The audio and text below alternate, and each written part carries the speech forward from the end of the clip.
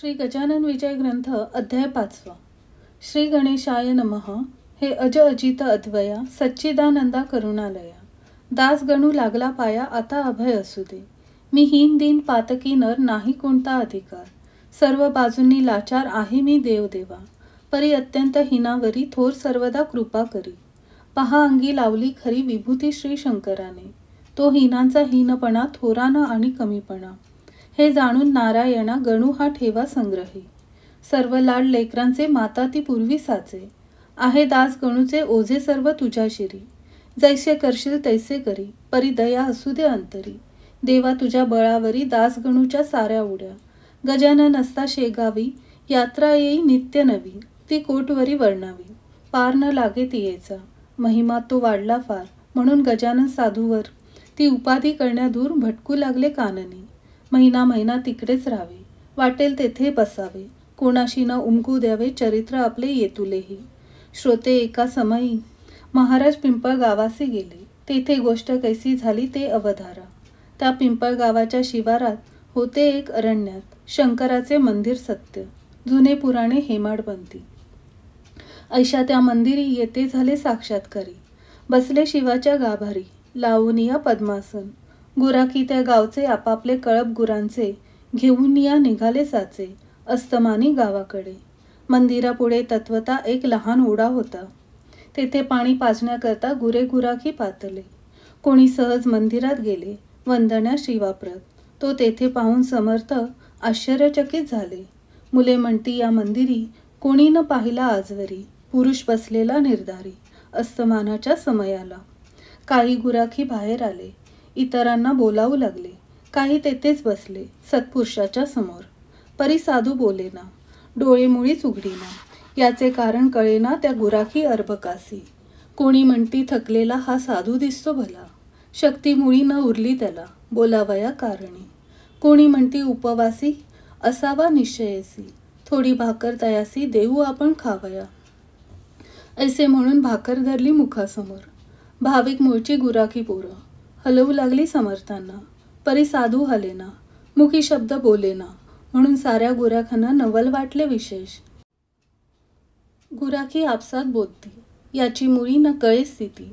जरी मेला म्हणावा निश्चिती तरी आहे बसलेला. अंगण झाले थंडगार ऊन आहे साचार.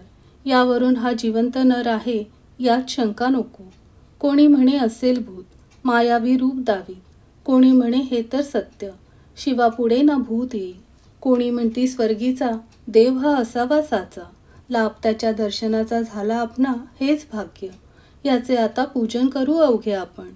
जा स्नाना लागून पाणी आणा ओढ्याचे. पोरे गेली ओढ्यावरी गेळामध्ये आणले वारी. परमभावे पायावरी घाली ते झाले समर्थांच्या. कोणी वन्यपुष्पे आणली माळ त्यांची तयार केली.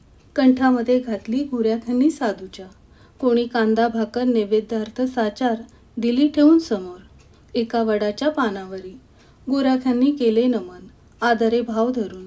काही वेळ केले भजन पुढे बसून समर्थांच्या. ऐसा आनंद चालला तो गुराखी एक बोलला अरे वेळ बहु झाला चला आता गावाकडे. दिवस गेला मावळून कान आली रानातून मुले गुरांना घेऊन. ऐसे लोक म्हणतील की कदाचित आपणासी पाहण्या येतील काननासी. तानी वासरे घरासी लागली असतील हुंबरावया. या साधूची हकीकत आपण सांगू गावात. शहाण्या वडील माणसांप्रत म्हणजे येईल कळून की.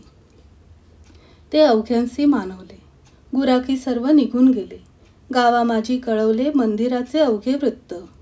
पुढे श्रोते प्रातःकाळी आली गावची मंडळी समर्थांसी पाहण्या बली. गुराखांच्या बरोबर जैसा काल होता बसला तैसाच आता पाहिला. भाकरीसी न स्पर्श केला ती जशीच्या तशीच आहे की. म्हणू लागले गावकरी हा योगी पुरुष कोणीतरी आहे बसला मंदिरी सांप्रत या शंकराच्या. कोणी ऐसे बोलले शिवपिंडीच्या बाहेर आले आपणा दर्शन द्याया भले. चला नेऊ गावात.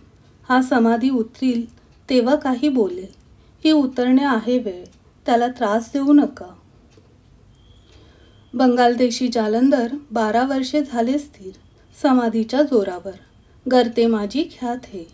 ऐसी भवती न भवती झाली एक पालखी आणवली त्यात उचलून ठेवली समर्थांची मूर्ती पहा. ग्रामातील नारी नर अवघे होते बरोबर. पुढे वाजंत्र्याचा गजर होत होता विभूत हो. मधून मधून तुळशी फुले पौर टाकीत होते भले. समर्थांचे अंग झाले गुलालाने लाली लाल. घंट्या घडाळे वाजती, लोक अवघे भजन करती. जय जय योगीराज मूर्ती, ऐसे उंच स्वराने. मिरवणूक आली गावात. मारुतीच्या मंदिरात बसवले आणून सद्गुरुनाथ एका भव्य पाटावरी. तोही दिवस तसाच गेला. मग लोकांनी विचार केला, आपण करू स्तवनाला उपाशी बसून यांच्या पुढे. ऐसा जो ते विचार करती, तो आले देहावरती. श्री गजानन सद्गुरु मूर्ती, मुकुटमणी योग्यांचे. बघ काय विचारता, आनंद झाला समजता. प्रत्येक स्त्री पुरुष ठेवी माता स्वामींची या चरणावरी. नैवेद्याची धूम झाली. ज्याने त्याने आणली पात्रे ती वाढून भली. मारुतीच्या मंदिरात त्या अवघ्यांचा स्वीकार समर्थे केला थोडाफार. हाळोपाळीत साचार ही वार्ता श्रुत झाली. पुढे दुसऱ्या मंगळवारी पिंपळगावचे गावकरी आले बाजारा निर्धारी. शेगावा कारणे ते शेगावच्या लोकांशी सहज बोलले प्रेमेसी. आमच्याही गावासी आला एक अवलिया. अवलिया थोर अधिकारी, प्रत्यक्ष आहे श्रीहरी. धन्य पिंपळगाव नगरी, पाय लागले साधूचे. आम्ही त्या योगीवरा कोठे न जाऊ देऊ खरा. निधी चालत आला घरा, त्याते कोण दवडी हो. शेगावचे बाजारात जिकडे तिकडे हीच मात. बंकटलाला झाले श्रुत, वर्तमान ते अवलियाचे. बंकटलाल पत्नीसहित गेला पिंपळ गावात. समर्थांशी जोडून हात विनवू लागला नानापरी. आता येतो म्हणून निघून गेलात आपण, त्याच झाले 15 दिन. याचा विचार करा हो. गुरुराया तुम्हा वीण भणभणीत दिसे सदन. शेगावचे अवघेजन चिंतातूर झाले हो. गाडी आणली आपणासाठी, चला शेगावी ज्ञान जेठी. माय लेका होणे तुटी हे काही बरे नसे. कित्येक दयाळ आपले भक्त राहिले असती उपोषित. त्या शेगाव शहरात नित्यदर्शन घेणारे. तुम्ही ना आल्या शेगावी, मी ही तनु त्यागीन बरवी. आमची सांगा पुरवावी, आळ कोणी गुरुवर्या. बंकटलाल ऐसे वदले. महाराज गाडीवरी बसले. शेगावासी निघाले पिंपळगावा सोडून. जैसे मागे गोकुळाला न्याया कृष्णा अक्रूर आला, तैसा बंकटलाल भासला अक्रूर पिंपळ गावाते. पिंपळगावच्या लोकांप्रती बंकटलाल समजाविती. नका होऊ दुःखित चिंती, जाती न कोठे लांब साधू. वाटेल तेव्हा दर्शना यावे, हेतू आपले पुरवावे. जेथल्या तेथे असू द्यावे या अमोल मूर्तीला. बहुतेक पिंपळगावाचा बंकटलाल साहुकार साचा. मनोभंग साहूचा करण्या कुणाची छाती नसे. चुरमुऱ्याचे लाडू खात पिंपळगाव बसले स्वस्त. महाराज बसून गाडीत जाऊ लागले शेगावा. पथी जाता गुरुमूर्ती बोलली बंकटलाला प्रती. ही का साहूची होय रीती, माल दुसराचा बळे न्यावा. मशी यावया तुझ्या घरी, भय वाटते अंतरी. तुझ्या घरची नाही बरी, रीत हे मी पाहतो. लक्ष्मीची लोकमाता, महाविष्णूची होय कांता. जिची अघात असे सत्ता, तिलाही त्वा कोंडिले. तेथे माझा पाड कोण, म्हणून गेलो पळून. जगदंबेचे पाहून हाल माझे चित्त भ्यायले. ऐसे ऐकता हसू आले बंकटलाला प्रती. विनयाने भाषण केले, ते ऐका साव चित्ते. बंकट बोले गुरुनाथा, माझ्या कुलपानं भ्यायली माता. आपला वास तेथे होता, म्हणून झाली स्थिर ती. जेथे बाळ तेथे आई, तेथे दुजाचा पाड काही. आपल्या पाया पुढे नाही मला धनाची किंमत. तेच माझे धन थोर, म्हणून आलो इथवर. माझे न उरले आता घर, ते सर्वस्वी आपले. घर मालका कारण शिपाई आडवी कोठून. जैसे तुमचे इच्छिल मन, तैसेच तुम्ही वागावे. इतकीच माझी विनंती. शेगावी असो वस्ती, धेनू कानना ते जाती. परी येते घरी पुन्हा, तैसेच तुम्ही करावे. अवघ्या जगा उद्धरावे, परी आम्हा न विसरावे. शेगावी यावे वरचेवर, ऐसे समजूत घालून शेगावी आणले गजानन. तेथे काही दिवस राहून निघून गेले पुनरपी. ती ऐकावी तुम्ही कथा, सांगतो मी इथे आता. अडगाव नामे ग्राम होता एक त्या वराड प्रांती. त्या ग्रामाकारण जाया निघाले दयागण. प्रातःकाळी चुकवून नजर शेगावकरांची. महाराजांची चालगती वायूची या समान होती. अंजनी तनय मारुती आला काय वाटे पुन्हा. मास होता वैशाख, 16 कलांनी तपे अर्क. क्वचित कोठेनं राहिले उदक, ऐसा प्रखर उन्हाळा. माध्यानीच्या समयाला अकोली गावापाशी आला. हा योग योगेश्वर साधू भला, श्री गजानन महाराज. तो काय घडले वर्तमान, समर्थांसी लागली तहान. करती चौफेर अवलोकन, तो उदक कुठे दिसेना. अंगावाटे चालल्या धारा, घामाच्या त्या एक सरा. अधरोष्ट तो सुकला खरा, उदकाविण समर्थांचा. ऐशा दुपारच्या अवसरी भास्कर नामे शेतकरी, घालीत होता पाळी खरी आपल्या त्या शेताला. शेतकऱ्याची पाहता स्थिती हे अवघ्यात मुख्य असती. ऋषीवल हा निश्चिती, अन्नदाता जगाचा. अंगी ऐसे मोठेपण, परी सोशी यातना दारुण. बिचाऱ्यांना ऊन तहान सोसणे भाग असे की. त्या अकोलीच्या शिवारात जलाचे दुर्भिक्ष अत्यंत. एक वेळ मिळेल घृत, परी अभाव पाण्याचा. आपणा ते प्यावयासी भास्कराने शेतासी. आणले खापराच्या घागरीसी, उदक होते गावातून. पाठीशी ती भाकर, डोई जलाची घागर. ऐसा होता प्रकार शेता माझी येण्याचा. ती घागर झुडपाखाली होती भास्करे ठेवली. त्या ठिकाणी स्वारी आली, भास्करा जल मागावया. समर्थ म्हणती भास्कराला, तहान बहुत लागली मला. पाणी दे बा प्यावयाला, नाही ऐसे म्हणू नको. पुण्य पाणी पाजण्याचे आहे बापा थोर साचे. पाण्या वाचून प्राणाचे रक्षण होणे अशक्य. धनिक पाणपोया घालती हम रस्त्याच्या पथावरती. याचे कारण शोध चित्ती, म्हणजे येईल कळून.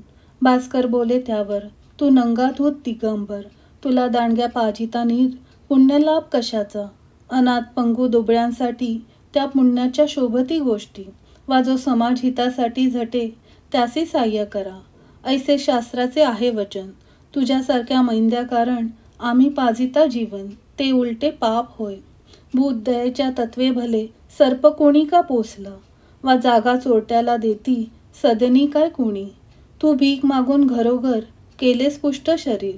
भारभूत साचार झालास आपल्या कृतीने. मी माझ्यासाठी घागर आणली सकाळी डोक्यावर. त्या आयत्या पिठावर रेघोट्या तू ओढू नको. तुला न देणार पाणी, नको करू रे विनवणी. जा जा करी येथुनी काळे आपले चांडाळा. तुझ्यासारखे निरुद्योगी जन्मले आमच्यात जाग जागी. म्हणून झालो अभागी आम्ही चौक खंडात. हे भास्कराचे भाषण समर्थांनी ऐकून थोडे करुणी हास्यवदन निघून गेले तेथून या. थोड्या दूर अंतरावर एक होती साच विहीर. तिकडे धाव अखेर घेतली स्वामी रायांनी.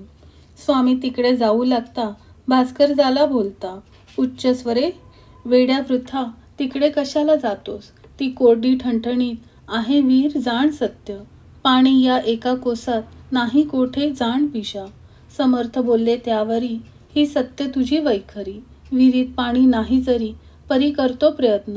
तुझ्यासारखे बुद्धिमान जलाने होती हैराण. ते मी नैनी पाहून स्वस्त ऐसा बसलो जरी, तरी समाज हितासाठी काय मी केली सांग गोष्टी. साह्य होतो जगजेठी हेतू शुद्ध असल्यावर.